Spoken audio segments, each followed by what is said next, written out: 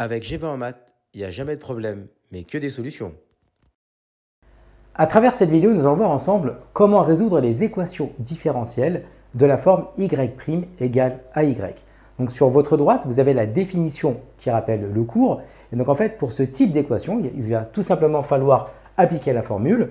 Donc on veut résoudre dans un premier temps y' égale à 6y. On cherche ce qu'on appelle les solutions générales de cette équation différentielle. Et bien dans un premier temps, on va identifier la valeur de a. Donc ici, on identifie a qui vaut 6.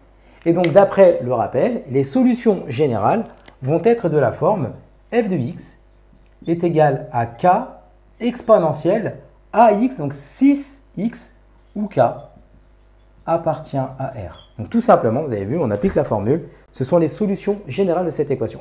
Si on prend maintenant le deuxième exemple, à travers y' égale à moins 4y, donc nous avons bien la forme ici y' égale AY, avec ici le A, on va l'identifier.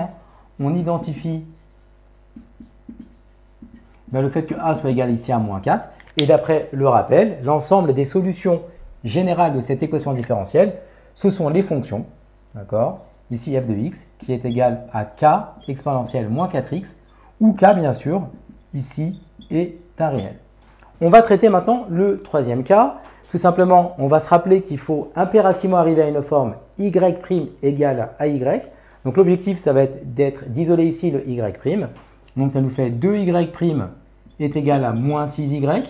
Ensuite, nous allons tout diviser par 2. Donc ça va nous donner y' égale à moins 3y.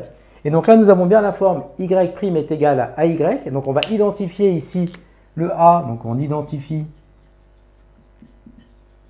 le fait que le a soit égal à moins 3. Donc, les solutions générales de cette équation différentielle sont les fonctions suivantes, f de x, qui est égal à k exponentielle moins 3x, où k appartient à R.